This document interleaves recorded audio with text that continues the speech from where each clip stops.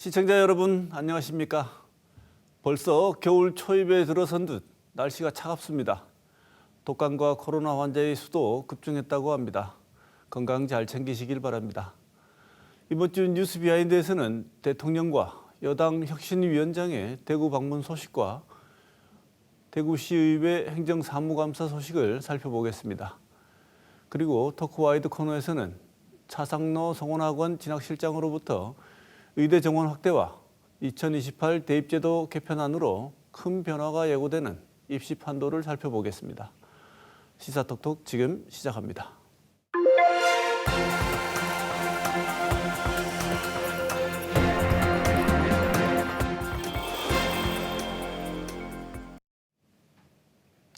이번 주 뉴스 비하인드 천용길 뉴스민 기자와 함께합니다. 어서 오십시오. 안녕하십니까. 이태우 대구 MBC 기자 함께했습니다. 어서 오십시오. 안녕하십니까. 자, 먼저 첫 번째 이슈 윤석열 대통령의 대구 방문 소식부터 한번 다뤄보겠습니다. 지난 7일이었죠. 4월 지난 4월 서문시장 100주년 기념식에 그리고 프로야구 개막식 참석했던 이후에 7개월 만입니다. 이태우 기자. 네. 대통령의 방문 목적을 뭐라고 봐야 될까요? 우선 대통령 윤석열 대통령은 대구에 오자마자 바르게 살기 운동 행사에 갔습니다. 엑스코에서 열렸는데 대구에 오니까 힘이 난다라는 말과 함께 축사를 했습니다. 축사 한번 들어봐야 하지 않겠습니까? 자랑스러운 80만 회원 여러분, 부정과 부패를 추방하고 법 질서를 지켜 정직하고 건강한 사회를 만듭시다. 어려운 이웃에게 손을 내미는 따뜻한 사회를 만듭시다.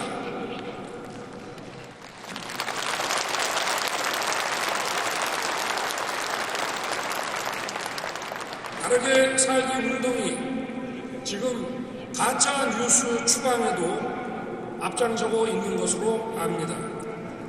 가짜 뉴스 추방 운동이 우리의 인권과 민주 정치를 확고하게 지켜줄 것이라고 믿습니다.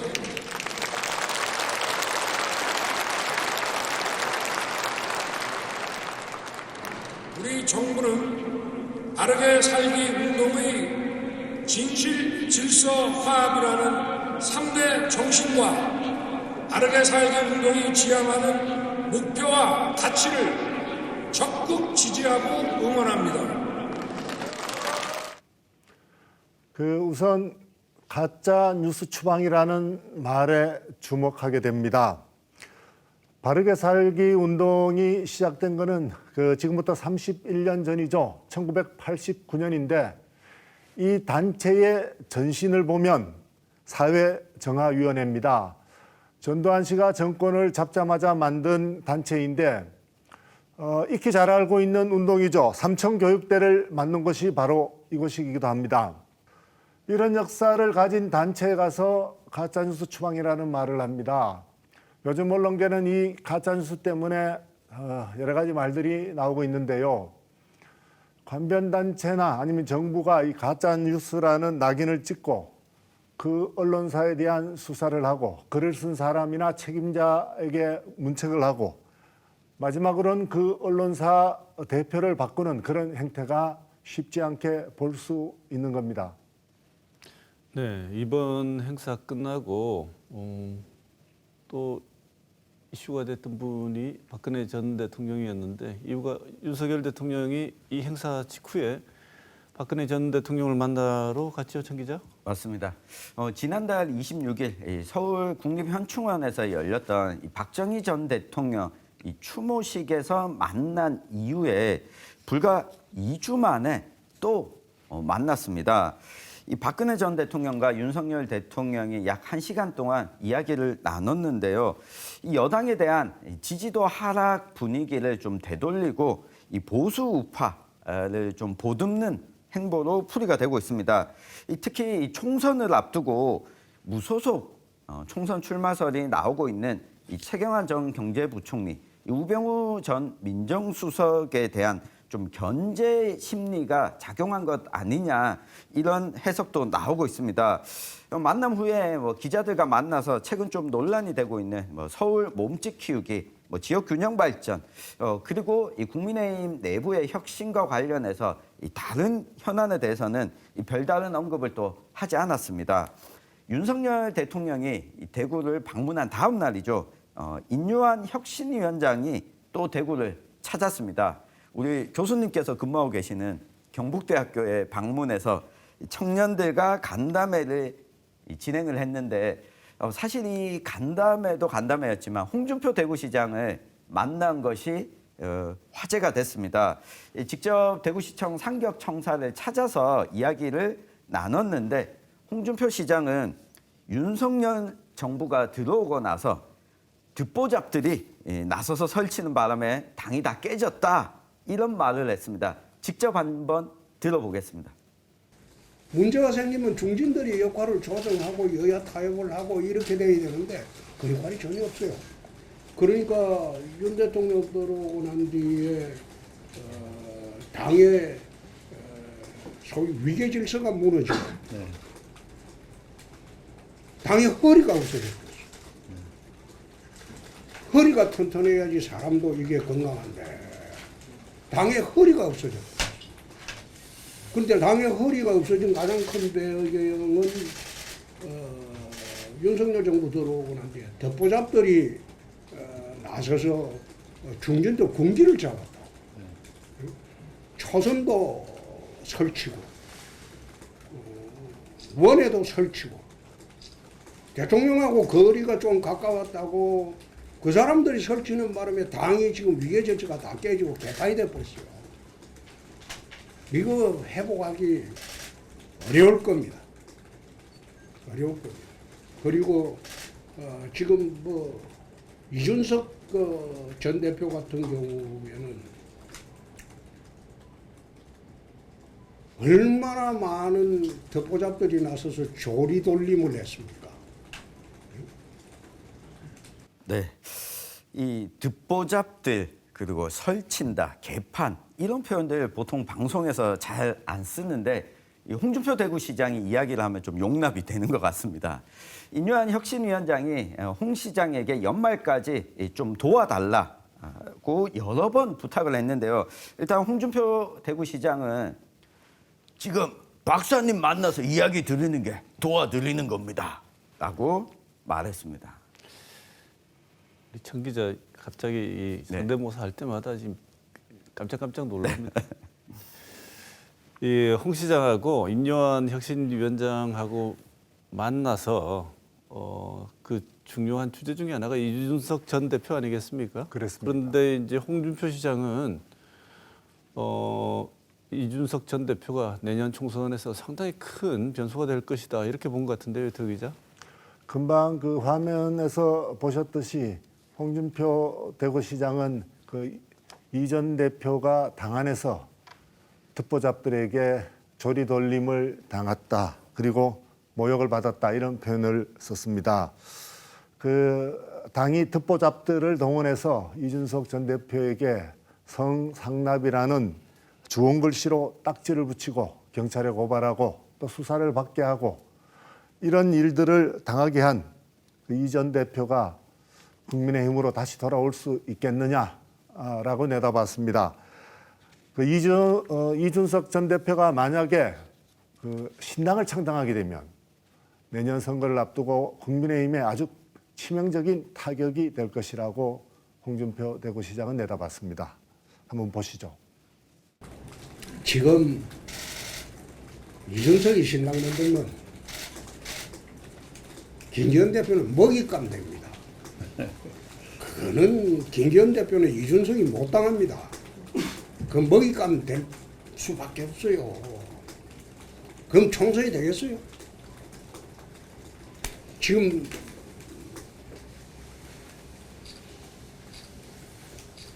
그런 판에 지금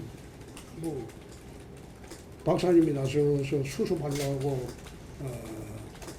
진짜 많은 사람 만나고 그래 하는 거는 저는 참 좋게 봅니다. 좋게 보고 참 고생하시고 노력하시는데 과연 저게 이 당의 풍토에서 통할 수가 있을까? 홍준표 대구시장은 이준석 전 대표가 그 비례대표 정당을 만들면 적어도 10석 가량을 차지할 수 있기 때문에 그 지역구에 그렇게 목 매달지 않을 것이라고 이야기했습니다. 그런데 이준석 전 대표는 지난 9일에 대구에 와서 기자들과 만났는데요. 만약에 신당을 만들면 대구에서도 출마할 수 있을 것이다라는 여지를 남기기도 했습니다. 네, 두 번째 소식 다뤄보겠습니다. 두 번째 이슈는 대구시와 대구시의회에 대한 행정사무감사인데요. 먼저 다뤄볼 소식은 대구 MBC에 대한 취재 거부가 계속되고 있는데 이것에 대한 지적이 나왔는데 생각보다 꽤 많은 의원들이 청 기자 네. 질의를 하거나 의견을 밝혔다지요? 그렇습니다. 7일 오전 대구시의 기획행정위원회가 이 대구시 공보관실에 대한 행정사무감사를 진행했습니다. 이 자리에서 이 국민의힘 소속 시의원인 이민환, 김대현, 이성호 의원 또 무소속 전태선 시의원이 이 대구시가 대구 MBC에 대한 취재 거부를 한 것을 두고 이 고소 조치 등을 했는데 이에 대해서 문제를 지적하거나 그리고 이 대구 MBC의 다른 프로그램에 대한 이 견해까지 밝히면서 이야기가 나왔습니다. 먼저 이 김은혜 기자의 보도를 한번 보시겠습니다. 김대현 의원은 언론의 자유가 있다면 취재 거부의 자유도 있다는 건 궤변이라며 법적 근거가 없음을 지적했습니다. 기준도 상당히 애매해요. 악의적이라는 표현, 뭔가 부정적인 거 이렇게 잘못했다라고 해서 단체장이 그렇게 판단해서 취재 거부를 하면 앞으로 그러면 얼마나 다른 언론사에도 적용할 거 아니겠습니까? 대구시는 취재 거부가 법적 근거는 없다면서도 필요한 조치라는 입장을 고수했습니다. 저희들이 취재를 거부할 수도 있는 것이고 또 중앙정부에서도 그런 사례들이 좀 있었습니다. 악의적으로 계속해서 왜곡해서 보도를 하는 것이 저희 대구 시민들이 생각할 때 시정에 대한 인식을 오해를 할 수도 있다고 생각합니다. 취재에 비협조하라는 내용을 산하기관까지 지시한 것은 시민의 알 권리를 침해하는 공정한 대처가 아니라는 지적도 있었습니다. 언론이 시와 의견이나 시각이 다를 수는 있다고 봅니다. 한데 이와 관련해서 대구 MBC 보도에 대한 대구시의 대응은 그 과정에서 대구시가 보호하려고 했던 어떤 가치가 있었다 하더라도 언론에는 조금 과하다고 비춰졌을 거라고 생각합니다. 언론중재위 등을 통한 절차를 거치지 않고 법적 조치에 나서 비판의 자유를 억압했다는 비판에 대해서도 생각해볼 여지가 있다는 지적도 나왔습니다. 민주주의적 가치를 우선하는 의회 입장에서 한 말씀 드리지 않을 수 없습니다. 네. 민주주의는 언론의 권력 견제를 통해서 발전해 왔다고 보여집니다. 더군다나 당시 언론의 그 오도에 대한 대구시의 대응은 자극적인 면이 좀 있었다고 보여지고. 네. 지난 4월 30일 대구 MBC 바로 이 프로그램이죠. 이 시사톡톡에서 다뤘던 이 TK 신공항 새로운 하늘길인가 꽉 막힌 길인가 이 방송 이후에 이 대구 MBC에 대한 이 취재 거부 명예훼손으로 인한 이 고소가 이어졌습니다. 명예훼손 고소건은 지난달 23일 무혐의 처분이 났지만 이 대구시는 여기에 보태서 지난 2일이죠. 이 검찰에 이의 신청을 한 상황입니다. 이 대구시의 반응 가운데 한 가지 꼭 짚고 넘어갈 부분이 있습니다. 이 정은주 대구시 공보관이 언론중재위원회에 요청하지 않는 이유를 묻자 중재위에 해야 되는 게 필수적인 절차는 아니고 수개월이 걸리는 상황이라서 즉시 대응하지 않을 경우 왜곡 편파 내용이 일파만파 퍼져나갈 것을 우려해서 대응했다라고 했는데 틀린 이야기에 가깝습니다. 이 대구시가 고소한 이후에 벌써 6개월이 지났거든요. 이 빠른 대응을 위해서였다고 하는데 이 고소가 아직까지 이 이의 신청까지 길어지고 있습니다. 반면에 언론중재위원회에 이 중재 신청을 했더라면 어떻게 됐을까? 2022년 언론중재위가 발간한 조정사례집 현황을 보면 조정사건에 대한 이 처리 기간이 사건이 접수된 날로부터 평균 14.8일이었습니다. 그러니까 적어도 2주 정도면 끝날 수 있었던 사건을 대구시가 빠른 대응을 위해서 고소를 선택했다라고 하는 것은 사실이 아닌 이야기에 가깝다고 할 수 있겠습니다. 네. 자, 마지막 주제인데요. 역시 행정사무감사에서 나왔던 이야기입니다. 지난해 3조 원 투자를 유치했다고 굉장히 큰 소식이었습니다. 우리 지역 언론에 대대적으로 보도가 됐었는데요. 산업단지 태양광 지붕 프로젝트, 이게 생각만큼 잘 진행이 안 되는 것 같습니다. 이태우 기자. 예, 대구시의회 경제환경위원회에서 대구시가 추진하고 있는 스마트 산단 태양광 지붕 사업을 관련해서 질의를 했습니다. 이 사업은 지난해 대구시가 하나자산운용과 함께 시작한 사업인데요. 그 당시에 3조 원의 투자 유치를 한 효과가 있다고 대구시가 발표하기도 했죠. 대구시의회는 시간이 1년쯤 지났으니까 지금까지의 성과는 어떻게 됐고 또 앞으로 계획은 무엇인지를 질의했는데요. 자, 1년이 지난 지금까지 이 태양광 지붕을 설치한 공장이나 건물은 단 하나뿐이었습니다. 그 용량을 보면 271kW인데요. 목표로 삼았던 용량의 0.02%에 불과합니다. 사실 이 문제 시사톡톡이 다루었었죠. 지난 4월 16일인데요.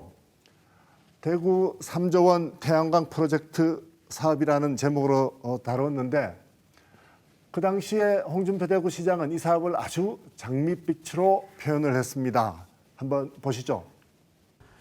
대한민국 태양광 분야의 최고 수준의 대기업들이 함께 참여하고 산업단지 입주업체와 지역 태양광 사업자 등이 협업을 하는 상생형 프로젝트로서 지역 경제 활성화에 크게 기여할 것입니다. 언뜻 보기에는 대구시와 하나가 주장한 것을 따라 하기만 하면 될 것 같이 보이지만 이게 사업인데 사업이 그렇게 쉽게 되면 돈 못 벌 사람이 어디 있겠습니까? 네.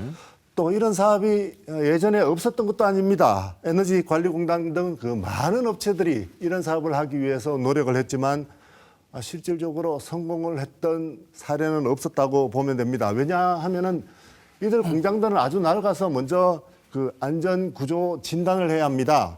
그리고 이 슬레이트를 처리하는데 비용이 만만치 않고요. 네.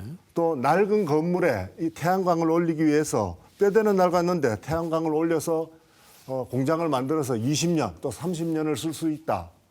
이런 개념에 대해서 공장의 그 공장주들 또 공단들은 그렇게 쉽게 할 수 있다 이렇게 생각을 하지 않거든요. 네. 아주 부정적이라는 이야기입니다. 네. 장성우 서대구 산업단지관리공단 국장의 이야기를 한번 들어보시죠.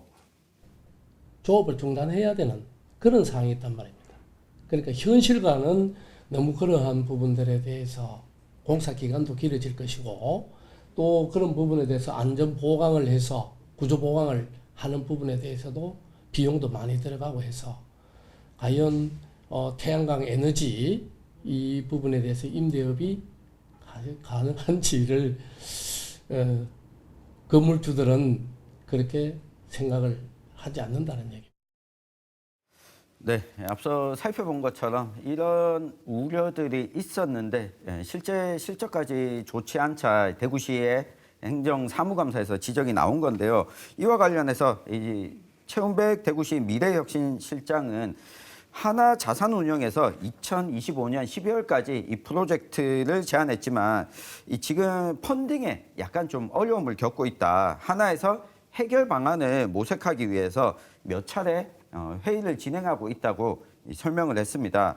최근 단가가 떨어지면서 처음 제안했던 인센티브 내용을 하나 쪽에서 전부 지키기 어렵다는 내부적인 문제가 있는데 이 대구시 입장에서는 이 제안대로 최대한 보장해 주자라고 생각을 밝혔습니다. 이걸 보면 지금 행정사무감사에서 여러 지적들이 나오고 있는데요. 곧이어 대구시 내년도 예산안 심사도 예정돼 있습니다. 벌써부터 이 복지 분야에 대한 예산 삭감이 들려오고 있습니다. 이 대구시는 보도자료를 통해서 이 복지 예산은 10%나 늘렸다라고 밝히고 있지만 이게 중앙정부가 위임한 사무조 이것과 관련한 예산이 늘어나면 대구시 예산도 규모는 늘어날 수 있습니다. 그런데 대구시가 시의회에 제출한 예산 가운데 발달장애인 자립지원사업 예산이 벌써 15% 삭감이 됐다라는 지적이 나오고 있습니다. 올 연말까지 대구시가 어떻게 예산안을 편성했는지 이 시청자 여러분들이 좀 판단할 수 있도록 꼼꼼히 소식을 잘 준비하도록 하겠습니다. 네, 청 기자 후속 취재 기대하고 있겠습니다. 네. 자, 뉴스비하인드 오늘 준비한 소식은 여기까지입니다. 취재한다고 고생하신 두 분 수고하셨습니다. 오늘 여기서 마치겠습니다. 고맙습니다.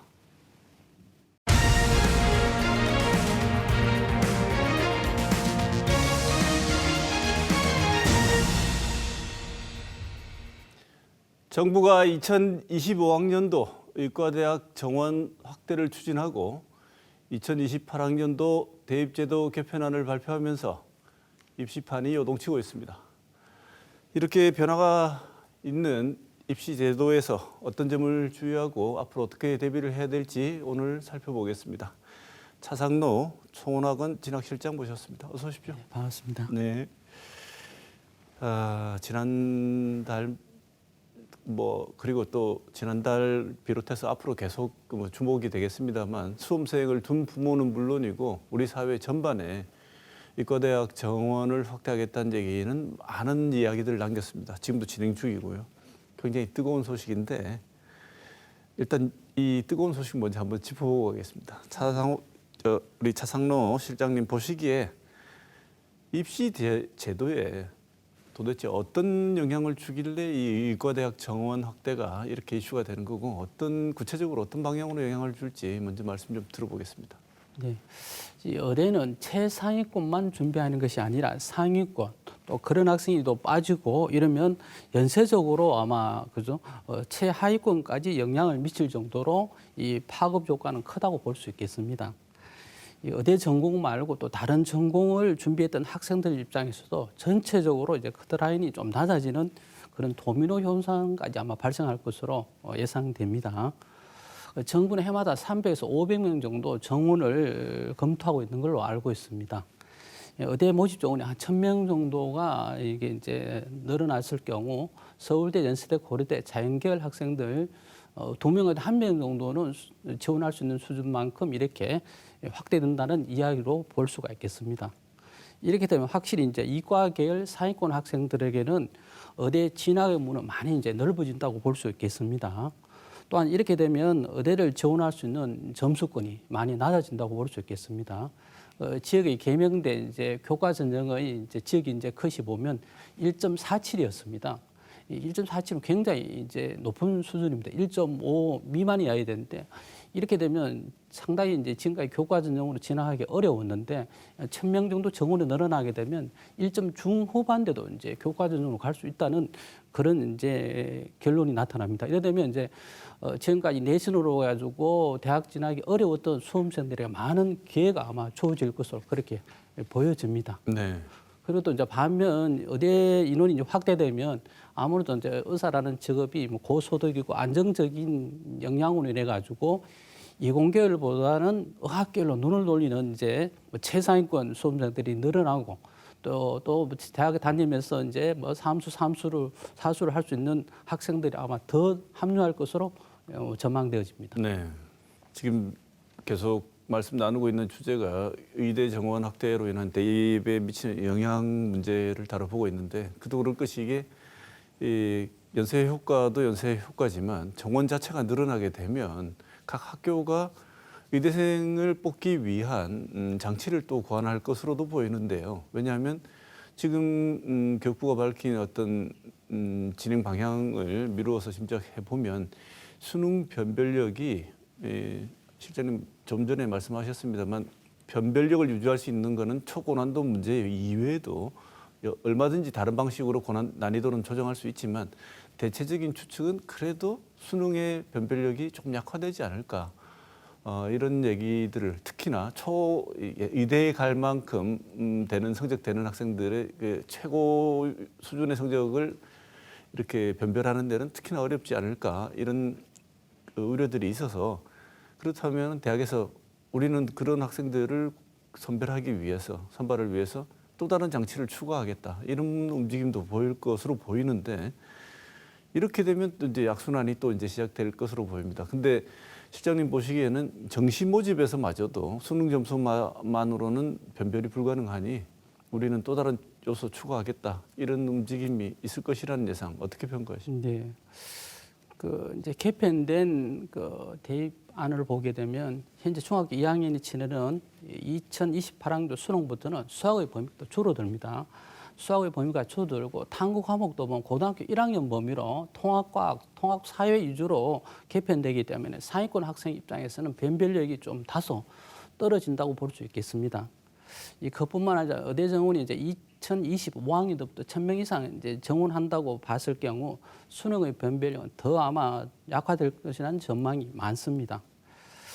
이에 따라 아마 대학들이 수능 위주로 선발하는 정시 모의고사 평가 요소를 아마 추가하지 않을까 이런 전망이 나옵니다.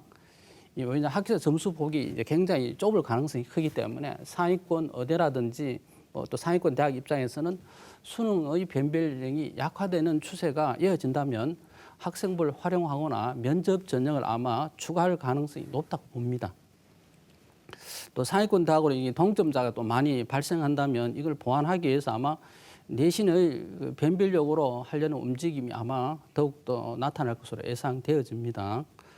그리고 지금 현재 정시 모집에서도 보면 수능과 내신을 이제 융합해서 시도하는 움직임이 나타나고 있습니다. 서울대가 지난해 보게 되면 원래는 이제 수능 위주로 뽑았는데 수능 80%와 이제 교과 평가 20%를 반영해서 선발합니다. 그래서 이제 교과 평가 20%라는 거는 이제 교과 이수 현황이라든지 성적이라든지 세부 특기 사항 등 정성 평가를 보겠다는 그런 얘기입니다. 그리고 고려대는 올해부터 해가지고 수능 교과 우수 전형을 신설해서 수능 80%와 그리고 내신 20%를 반영하겠다 이렇게 하고 있습니다. 그렇다 아마 개편되는 그 안대로 하게 되면 수능의 변별이 더 약화되면 이런 현상은 더욱 아마 추가되지 않을까 그렇게 예상되어집니다. 네. 현실적으로 볼 때는 수능 성적에다가 생활기록부 교과 성적을 보겠다는 것은 대학 자체의 선발력을 말은 여러 가지 고려하겠다는 것이지만 우리가 우리 학생들 뽑겠다는 거에 거의 비슷해 보이는데 제 추측은 그렇습니다. 그래서 뭐 80% 수능에 20% 자체 평가가 들어가 있는 교과 성적을 하겠다는 것은 수능 점수는 거의 어느 선을 맞추는 학생들만 넘어올 테니 예비고사처럼 보고 본고사의 기준은 우리가 잡겠다는 얘기처럼 얼핏 들리기도 하는데요. 네. 그렇게 방향이 보일 것 같습니다. 그런데 이제 다른 사람들은 관심이 좀 덜하겠지만 항상 이렇게 기준이 바뀌는 첫 해에 있는 학생들 참 당혹스럽지 않습니까? 첫 해, 그다음에 끝나는 맨 마지막 학생들. 맞습니다. 예. 현재 중2부터 이게 적용되게 되는데요. 새로운 교과 과정이 대입제도 개편안이 바뀌었습니다. 항상 이렇게 기준점이 바뀔 때마다 이제 대학을 가거나 그 마지막으로 대학을 갔던 사람들이 자기들을 뭐 스스로 칭할 때 희생양이다 뭐 이렇게 얘기를 하는데 제도 바뀌면 분명히 이득 본 사람도 있을 텐데 이득 본 사람은 얘기를 안 하니 제도 바뀔 때마다 희생양이라고 말하는 사람만 많이 생겨나는데 희생양이 될 가능성이 제일 많은 중2. 이 중2를 학생들을 둔 부모님들 그다음에 지금 뭐 입시를 치러야 되는 부모님들 같은 경우에는 관심이 많으실 텐데 먼저 개편안 아직 확정된 건 아니고요. 안이 나왔는데 10월에 발표된 교육부 개편 시안 하나하나 자세히 살펴보겠습니다. 가장 중요한 주요 내용이 뭐라고 볼 수 있을까요? 이 큰 틀은 이제 내신과 수능의 변화입니다. 내신은 이제 고등학교 1, 2, 3 모든 학생들에게 동일하게 이제 5등급제를 적용하는 거고, 수능은 이제 선택 과목이 유불리가 많았었는데 유불리를 해소하는 차원에서 통합형 그리고 융합형 수능 체제로 개편된다는 게 가장 큰 틀이라고 볼 수 있겠습니다. 네. 이 고교 내신은 현행은 이제 9등급제입니다. 9등급제인데 공통 과목과 일반 선택 과목을 이제 상대 평가 9등급이고, 그리고 진로 선택 과목은 ABC 이제 3단계로 이루어진 이제 그 3단계 절대 평가인데, 이게 2028학년도 이제 AB 이제 고1, 그러니까 지금 현재 중학교 2학년부터 가지고는 이제 예체능계를 제외하고는 전 과목을 절대 평가와 상대 평가를 병기하기로 하였습니다. 여기 이제 특징이라고 볼 수 있는데, 이 수능은 원래 이제 중학교 2학년이 대학에 가는 2028학년도부터 해가지고는 국어, 수학, 그리고 사회탐구, 과학탐구 영역에서 선택 과목이 모두 사라지고 통합 과목으로만 수능 시험을 실시하게 됩니다. 이렇게 되면 어디에 지원하든 국문학에 지원하든 모든 수험생들이 동일한 이제 시험 문제로 시험을 치르게 된다고 볼 수 있겠습니다. 지금은 입시 체제에 보면 국어는 이제 언어와 그리고 이제 언어 매체와 화법과 작문이 있습니다. 근데 지금까지 보면 이제 언어와 매체가 조금 유리했고요. 그리고 수학에서는 이제 미적분, 그다음에 확률과 통계, 기하가 있는데, 미적분이 이제 기하라든지 확률과 통계보다는 좀 유리한 면이 많았습니다. 이게 이제 왜 그러냐면 동일한 원 점수이지만은 이 복잡한 산출 과정을 통해서 표준 점수가 만들어지기 때문에 이런 이제 유불리 현상이 발생했습니다. 그렇지만 이제 선택 과목이 모두 사라지게 되면 이런 유불리에 대한 논란은 아마 사라지지 않을까, 이렇게 이제 예상되어집니다. 네. 그러면은 이제 일단 절대 평가를 하겠다는 것은 가장 큰 틀의 변화고요. 네. 그와 함께 상대 평가를 동시에 이제 함께 병기해서 기재한다고 하는데, 네. 이거는 이렇게 하는 이유가 절대 평가를 하게 되면 학교별로 많이 생산 등급이 높은 어떻게 쉽게 우리가 흔히 말하는 걸 점수를 무작정 잘 주는 걸 어떻게 보면 막기 위해서, 네, 맞습니다. 어떻게 점수가 이 절대 평가 등급이 나왔는지를 상대적으로 또 볼 수 있는 자료가 되기 위해서 병기를 한다고 하는데, 이게 그런 것들을 제어할 수 있는 장치가 될 수 있다고 보십니까? 그렇습니다. 만약 이제 그 5등급 절대 평가만 시행한다면 아마 모든 학교들이 아마 성적을 아마 좋게 주기 위해서 쉽게 출제해서 아마 성적 부풀리 현상이 좀 만연할 걸로 보여집니다. 그럼 대학에서 이제 변별력이 굉장히 떨어지는 거죠. 이렇게 이제 성적 부풀리를 막는 차원으로 이제 그 절대 평가에다가 5등급 이제 상대 평가를 병기하게 됩니다. 이렇게 되면 대학에서는 아무래도 이제 이 절대 평가 5등급을 믿기보다는 상대 평가를 적용할 가능성이 높습니다. 아무래도 상대 평가가 신뢰성이 높기 때문에요. 이렇게 되면 이제 대학 입장에서는 조금 변별이 갖춰지는데, 이 9등급에서 5등급제로 이렇게 바뀌게 되면 등급폭이 커지잖아요. 이렇게 되면 이제 아마 내신의 과도한 경쟁력은 어느 정도 좀 완화되는 측면은 좀 있다고 보여집니다.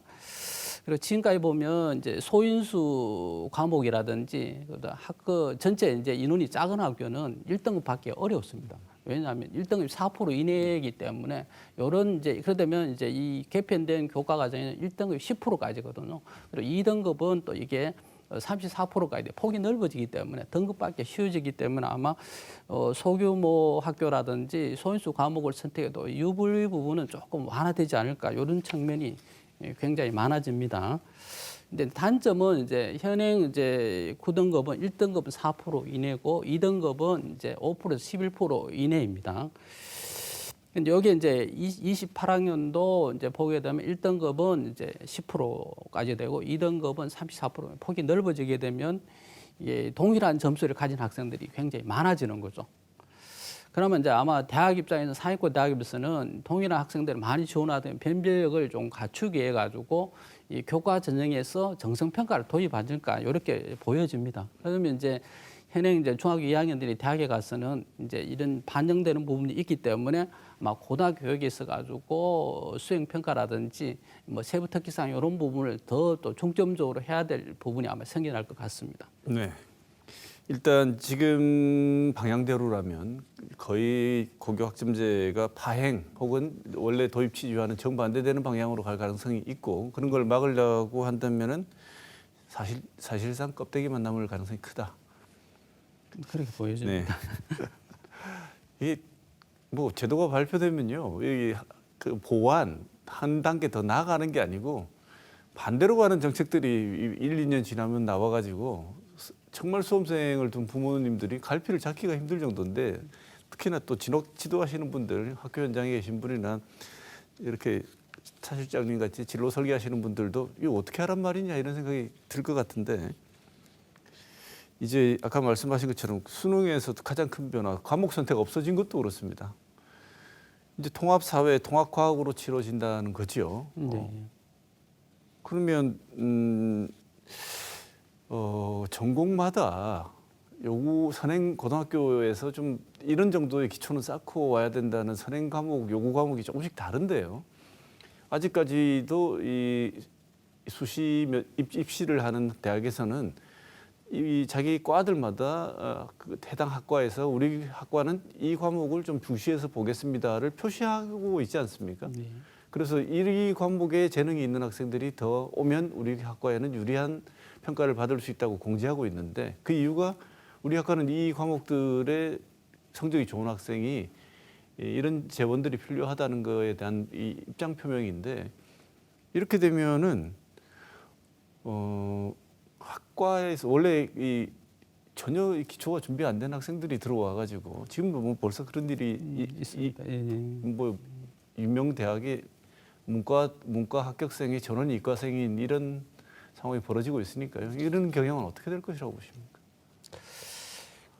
특히 이제 통합사회, 통합과학 같은 경우 1학년 과정이기 때문에 아마 제가 봐도 이런 부분은 좀 부적합하지 않은가 생각하는데요. 기초과학협의회에서 아마 이 얘기를 하더라고요. 통합과학은 이제 모든 고등학교 1학년 대상으로 하는 중학교 과정에 연계된 기초 소양 정도만 공부하기 때문에 이런 학생들이 이제 진학하게 되면 상당히 어렵지 않는가. 그래서 이제 이걸 가지고 수능을 진단하는 것은 부적합하지 않는가 이렇게 최근에 얘기를 하더라고 보니까요.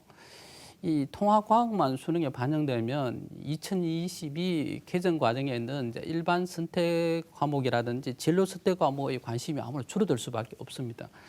이렇게 되면 이제 학교에서도 보면 이제 뭐 아무래도 수능이 이제 통합과학 수준으로만 나온다면 요것만 반복해서 수업할 될 가능성이 높아집니다.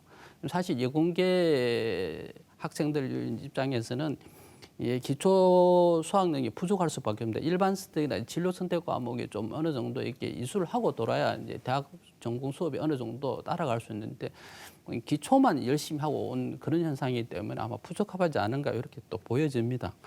그래서 이 통합과학만을 가지고 수능 응시 과목으로 유지한다면 이제 이런 문제가 있기 때문에 아무래도 이제 이과 학생들만이라도 이게 통합과학에다가 일반 선택 과목을 조금 주입하는 게 좀 필요하지 않을까 이렇게 이제 보여집니다. 네, 현장에 계신 분들이 이번에 나온 안을 가지고 이런 여러 가지 제안들도 하고 비판도 하시기 때문에 더 기다려봐야 되겠습니다만 지금 우리가 얘기하고 있는 거는 교육부가 내놓은 안에 대해서 검토하고 있는 중입니다. 또 하나 이제 연결되는 고민이 그렇다면 나는 중학교 2학년인 나는 또는 학부형들은 내 자식은 어느 고등학교에 보내야지 가장 유리할까 이것도 현실적으로 굉장히 중요한 고민 같은데 고등학교 선택에 있어서 고려해야 될 점 말씀을 좀 해주실까요? 아마 고교 선택을 고민하는 이유 중 대부분은 이제 뭐 대입에서 유불리를 따지더라고요. 그러니까 어느 대학을 가기 위해서 어느 고등학교 선택하는 게 유리한가, 불리한가 이런 부분들이 많은 것들하고 보니까요.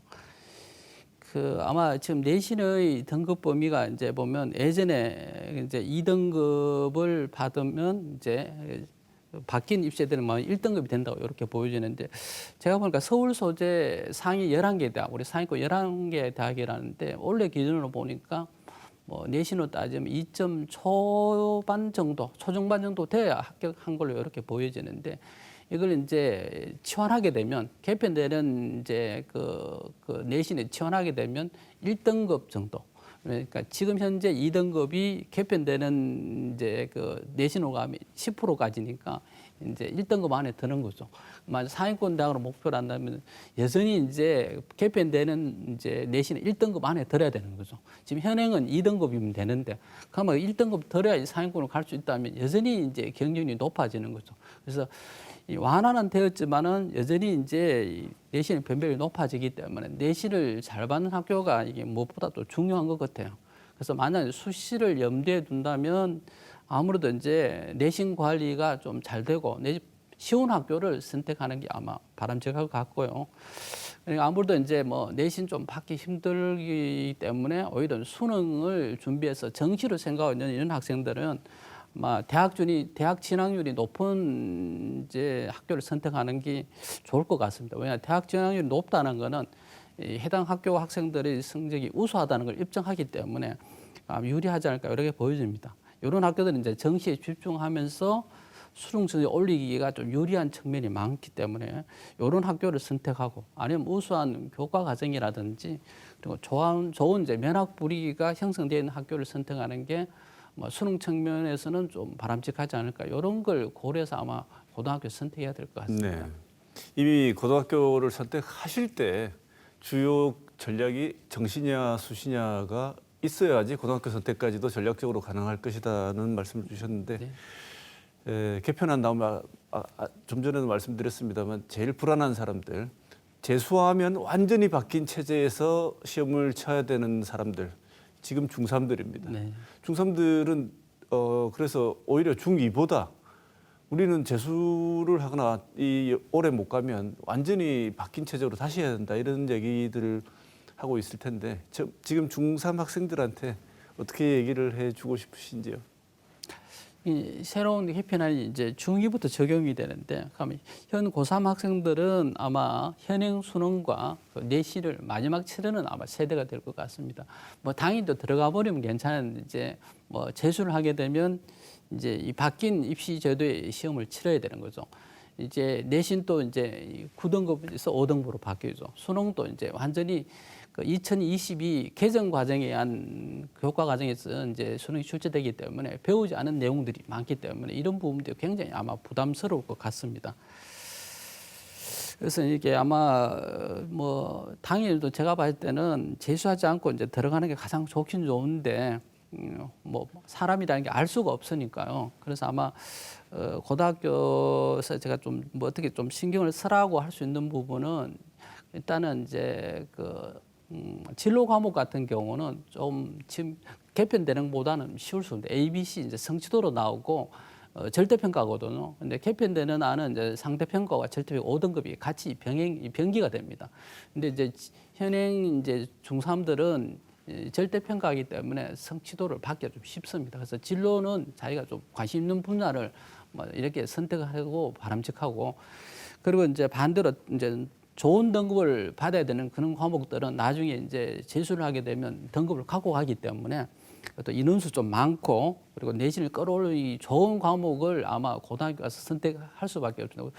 이런 게 아마 재수를 했을 때도 불리하지 않은 측면이 있기 때문에 그걸 아마 고려해서 준비를 해야 될 것 같습니다. 네. 또 하나는 이제 아무래도 아까 얘기했지만 재수를 하게 되면 굉장히 이제 어려운 측면에 처합니다. 교과과정 자체가 이제 배우지 않은 2022 교과과정이 나오기 때문에 그래서 아무래도 이제 절대 재수하지 않겠다는 각오로 이제 2027 입시를 준비하는 게 아마 좋을 것 같습니다. 무엇보다도. 네. 여러 가지 도움되는 말씀해 주신 것 같습니다. 준비 혹시라도 사람 인생 모르니 중3 학생들 고등학교 가면 지금 말씀 주신 내용으로 그래도 그걸 고려하면서 전략적으로 이 선택을 해야 될 것 같은데요. 끝으로 지금 변화하고 있는 여러 가지 말씀 오늘 주신 내용 중에 이런 점은 좀 고려를 좀 했으면 좋겠다 개인적으로 생각하시는 부분이 있으면 짧게 말씀 듣고 오늘 시간 마무리하겠습니다. 네. 지금은 이제 보니까 3학년 2학기 보니까 학교가 이제 수시 준비하는 학생과 정시 준비하는 이렇게 이원화되어 있습니다. 사실 수시 준비하는 학생들이 더 많고요. 수시가 지금 거의 한 80% 정도 육박하니까 또 수시에서 보면 이미 합격자 발표한 학교들이 있고, 물론 이제 뭐 면접이나 논술을 남겨놓은 학교들인데 합격한 학생들이 이미 다 끝나버렸어요. 그래서 이 공교육이 제대로 굴러가지 않다는 얘기들을 많이 해요. 이게 이원화되어 있기 때문에 이런 부분들이 이제 좀 문제성이 많기 때문에 학교하는 애들 입장에서는 굳이 이제 뭐 등교만 하면 되는 거고, 그리고 이제 논술이라든지 또 이 수능 체제를 남겨놓은 학생들은 또 이게 수능에 이제 집념할 수밖에 없는데 분위기가 이제 이렇게 이원화되어 있다는 게 좀 문제고, 그리고 실제적으로 이제 뭐 수능 치고 나면 학사 운영이 제대로 진행이 안 된다고 얘기를 하더라고요. 그래서 뭐 제 생각은 그렇고 또 일부 또 교사들 생각도 이렇게 하더라고요. 이제 수시하고 정시를 통합하자. 통합하게 되면 수능을 다 치고 난 뒤에 한 번에 이제 그죠? 수시나 정시를 이렇게 선택할 수를 하게 되면 이제 2학기에 이제 뭐 어떤 교육 공백이라든지 이런 게 이제 어느 정도 완화되고 뭐 원서비도 절감할 수 있고, 또 이게 지금 보면 수시에 이제 뭐 6개 쓰다 보니까 원하지 않는 대학을 합격하는 경우도 많이 있다고 얘기합니다. 이런 이제 그 원하지 않아 가지고 또 뭐 반수하는 학생도 있고 뭐 재수하는 학생들도 있는데, 이런 이제 불필요한 거는 좀 어느 정도 줄어들지 않을까. 그래서 이제 하나로 통합된 형태로 가면 수능 치고 난 뒤에 내가 뭐 수능형으로 갈 건지 뭐 논술이라든지 아니면 내신으로 갈 건지 이렇게 선택하면 이러한 이제 뭐 불필요한 그 이제 뭐 교육에 대한 어떤 이제 뭐 문제점이라든지 그리고 공교육의 정상화 정도는 기여하지 않을까, 이런 측면으로 보여집니다. 네.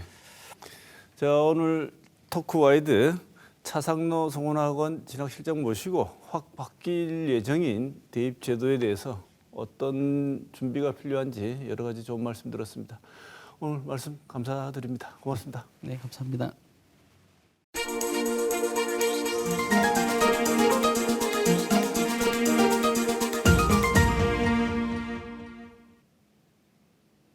윤석열 대통령은 11월 9일 열린 소방의 날 기념식에서 정부는 우리 소방 조직이 세계 최고의 재난 현장 대응 시스템을 갖출 때까지 지원을 아끼지 않을 것이라고 말했습니다. 세월호 참사로 법적 책임을 지게 된 당시 지휘부는 결국 없었습니다. 이 소식을 접하며 국민은 노용 감정은 들지만 그 결과에 놀라는 사람은 별로 없어 보입니다. 이태원 참사와 고 최상병 사건에 대한 조사와 법적 처리 과정을 보면서 다른 결과가 나올 것으로 생각하는 사람 역시 별로 없는 듯합니다. 그동안의 재난에서 대응 체계가 잘 작동하지 않은 것이 시설이나 장비의 문제가 아니라 지휘 계통의 사람들 문제라는 것은 드러나고 있는데, 그 책임을 묻는 것은 볼 수가 없습니다. 한비자의 말을 빌어 시스템의 핵심이 뭔지 생각해 볼 필요가 있어 보입니다. 대저 탁월한 지도자는 나라를 다스릴 때 자기를 위해 잘해주기를 기대하지 않고 자기에게 잘못할 수 없도록 하는 방법을 쓴다. 사람들이 잘해주기를 기대한다면 나라 안에서 그런 사람은 열을 헤아리지 못할 것이나, 사람들이 잘못할 수 없도록 하는 방법을 쓴다면 온 나라를 가지런하게 할 수 있다. 이번 주 시사톡톡은 여기서 마치겠습니다.